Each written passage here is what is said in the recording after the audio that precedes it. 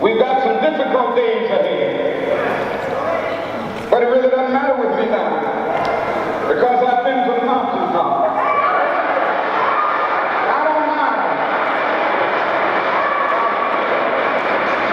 Like anybody, I would like to live a long life. Longevity has its place, but I'm not concerned about that now.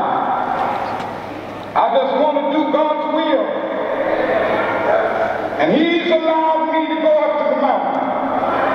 And I've looked over and I've seen the promised land.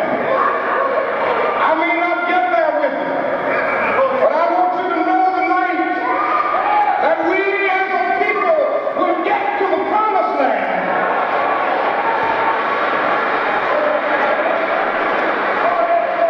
So I'm happy tonight. I'm not worried about anything. I'm not fearing anything.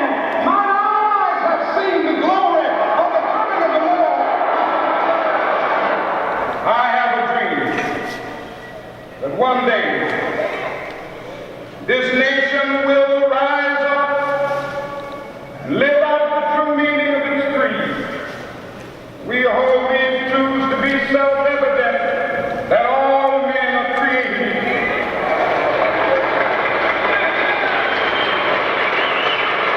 When we allow freedom reign, when we let it reign from every village and every hamlet, from every state and every city, we will be able to speed up that day when all the children, black men, white men, Jews and Gentiles, Protestants and Catholics, free at last, free at last. Thank God Almighty, we are free at last.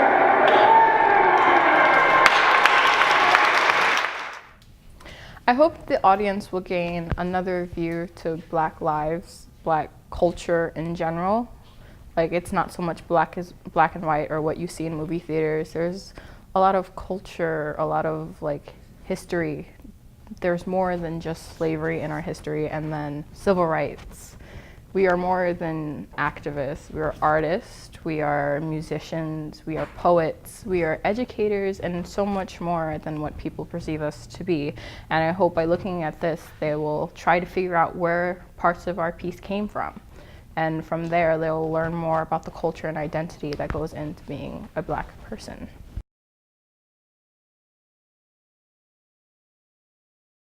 My name is Khalesia Smith, and I'm a senior visual artist at CAPA. Our piece is supposed to represent culture and how we are more than what we're taught in schools.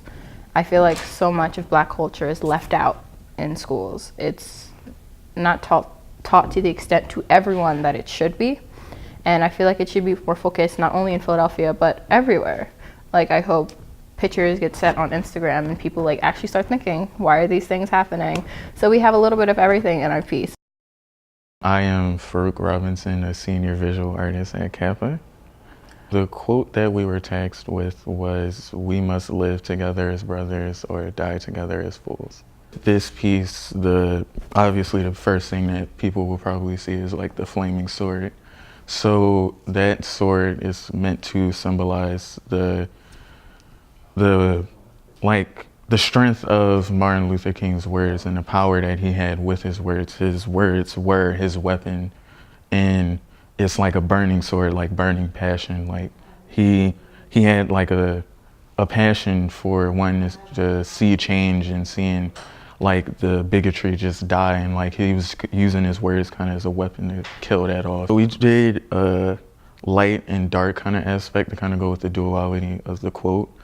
So in the front, it's like a lighter toned background, light blues and light purples and stuff reflecting on the water.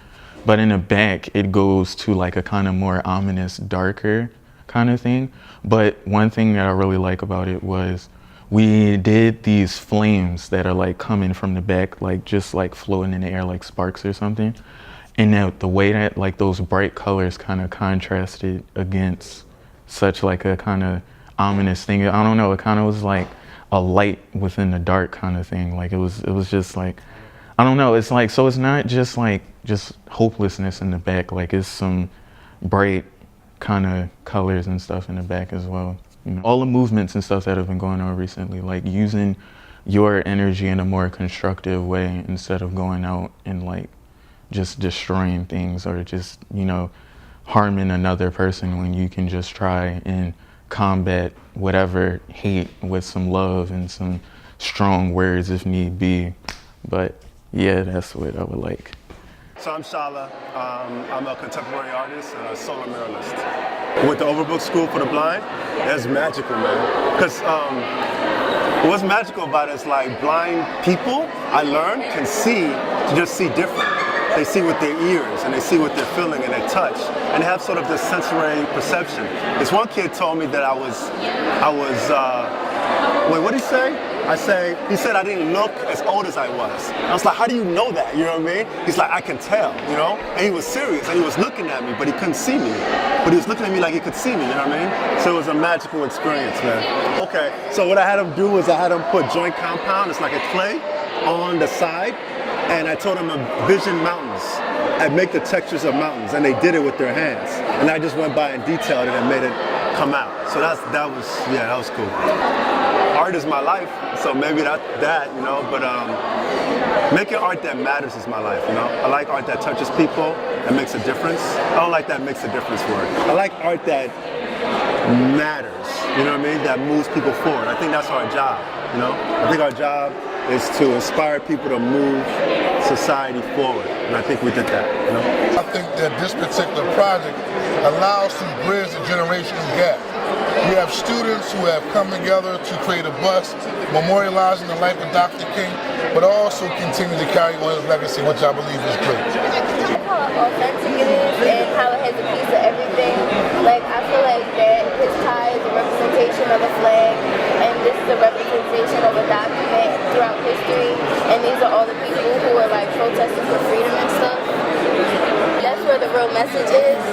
Like how, once again, how like everybody is protesting, and you see how black and white people and different people of color are standing together and united, and that's how it should be. My name is Maria Stevens. I am the sculpture teacher in the visual arts department, and this was an amazing project to work on. It really showed that, you know, our students, when given a professional task, just really hit the ground running with this. The artists that we talked about, or we were inspired by, were Kara Walker, John Moody, Yuka Shanabar, and Hindi Wiley. Anybody else? I don't know. Langston Hughes, a lot of great poets, Tony Cade, Barbera, There's a lot of different aspects of the piece that are like speaking to different people that we've discovered over the course of like art classes and just on our own. In the next week, they will be placed in different parts of the city. So I think them being open in the public is very important, so that we can, of course, number one, commemorate and reflect and remember what Dr. King did for our culture, who he was in our community and as an American, and then also see by the artwork that he's still being honored, and his issues and his philosophy and his beliefs are still being fought for today. And so, you know, wherever they end up in the long run, I hope that they will always continue to deliver his message, which is, you know, poignant in today's world. Thank you so much.